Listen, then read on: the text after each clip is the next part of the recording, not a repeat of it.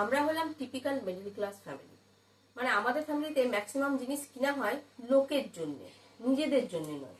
যেমন ধরুন, মানে অন্য বাড়িতে জানি না, আমাদের বাড়িতে তো হয়। যেমন ধরুন, আমাদের বাড়িতে একটা সুন্দর কাঁচের আমি ডিনার সেট কিনেছিলাম, খুব শখ করে, খুব সুন্দর ডিনার সেট।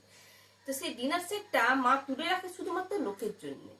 মানে কখন লোক আসবে, লোকজন আসবে, তাদেরকে ডিনারে খেতে দেবে, তাদেরকে সুন্দর করে সাজিয়ে পরিপাটি করে খেতে দেবে। ওই ডিনার সেট গুলোতে লোকজন যাবে, তার সঙ্গে সঙ্গে আগে ওগুলোকে ধুয়ে মুছে একবারে তুলে রাখা হয়ে গেল। মানে ওগুলো ঘরে ইউজ করা চলবে না, ঘরে কাউকে ইউজ করতে দেবে না।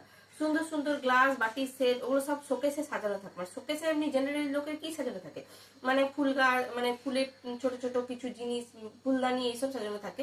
কিন্তু আমাদের ঘরে ওই কাঁচের বাটি গ্লাস সাজানো থাকে। মানে লোকজন এলে ওইগুলো বার করে করে সুন্দর করে খেতে দেওয়া হবে, আবার সুন্দর করে ওগুলো ধুয়ে মুছে শুকনো করে রেখে দেওয়া হবে। মানে আমরা ঘরের লোকরা জীবনে ওইগুলো তো খেতে পায় না। মানে নিজেরা শখ করে এত দাম দিয়ে দামি দামি জিনিসগুলো কিনে নিয়ে আসি, কিন্তু নিজেরা কোনোদিনও খেতে পায় না।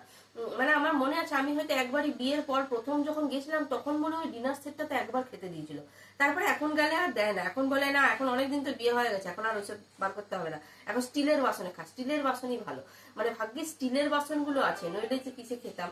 মানে ওইগুলো সব তোলাই থাকে, ওগুলো কিছু দেয় না। আবার কাঁসার বাসনগুলো, মানে যেগুলো কাঁসার বাসন, সেগুলো হচ্ছে ঠাকুরের জন্য বরাদ্দ, মানে ঠাকুরের রান্না করতে হবে বা কোনো অনুষ্ঠানে খাওয়া দাওয়া হবে, ওই তখন কাঁসার বাসনগুলো বেরোবে।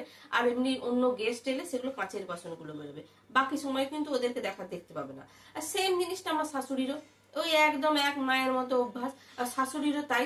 সব বাসনপত্র সব ঢোকানো থাকে, লোকজন এলে ওগুলো বার করে আবার ওগুলো তুলে রেখে দেয়। আমাদের জন্য আলাদা বাসন, এগুলো কিছুতেই ইউজ করতে দেওয়া যাবে না আমাদেরকে। কি যে অভ্যেস! মানে আমার শাশুড়ির কতগুলো আম শেপের আর আপেল শেপের বেশ সুন্দর সুন্দর স্টিলের বাটি আছে। মানে বিয়ের পরে আমি নতুন নতুন যখন ছিলাম, তখন অতটা বুঝতে পারিনি। একদিন হঠাৎ করে ওগুলো বার করে একটু চাটনি দিয়েছি, ও মা, শাশুড়ি দেখি বাটির দিকে তাকাচ্ছে, আমার যা আমাকে ইশারা করছে, কি করেছো, কি এইগুলো কেন বার করেছো? আমার শাশুড়ি দেখি বাটির দিকেই তাকাচ্ছে। তাড়াতাড়ি চাটনি খেয়ে বাকি আর কাউকে খেতে দিল না, আগে বাটি কালো ধুয়ে মুছে সব ঢোকানো হয়ে গেল।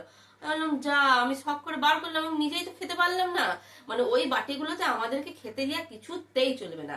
ওগুলো হচ্ছে লোকের জন্য রাখা, কখন লোকজন আসবে ওই বাটিগুলোতে দই দেওয়া হবে, তারপর চাটনি দেওয়া হবে, ওইগুলো সেই জন্য বরাদ্দ। শুধুমাত্র বাসনপত্র নয়, এমনকি বিছানার চাদর। মানে গত বছর আমি আমার শ্বশুর মিলে কতগুলো শখ করে 3-4টে সুন্দর বোম্বে ডাইনের বেশ কালারফুল কালারফুল চাদর নিয়ে এলাম, যে আমাদের একটা আমার জায়ের ঘরে, একটা আমার ঘরে, একটা শ্বশুর শাশুড়ির ঘরে পাতা হবে, সুন্দর সুন্দর চাদর। ও মা, তারপর শাশুড়ি এসে দেখি হাত থেকে কাড়িয়ে আগে আলমারিতে ঢুকিয়ে দিল, না এখন না, পূজার সময় পাতবো। আমি মনে মনে ভাবলাম, ঠিক আছে, না হয় পূজার সময়তেই পাতবে। ও বাবা, পূজা চলে এলো, দশমীর দিন সুন্দর করে সব চাদর পাতা হলো, আমি তো খুব খুশি। বা নিশ্চয়ই আজকে আমরা এই চাদরগুলোতেই শুতে পারবো।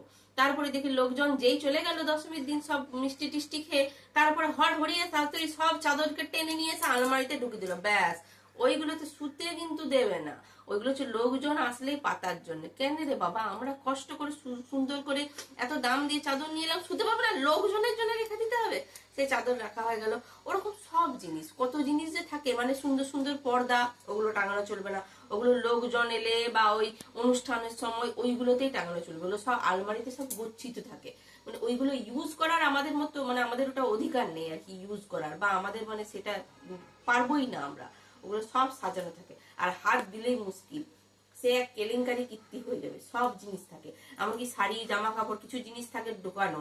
মানে সেগুলো লোকজন এলে এগুলো ইউজ করা হবে, এগুলো অন্য টাইমে ইউজ করা হবে না, এগুলো ইউজ করা যায় না। অদ্ভুত একটা নিয়ম। মানে আমাদের মতো যে মিডল ক্লাস ফ্যামিলি, সেগুলোতেই মনে হয় লোকজনকে এত গুরুত্ব দেওয়া হয় নিজেদের থেকে বেশি। অবাস্তব।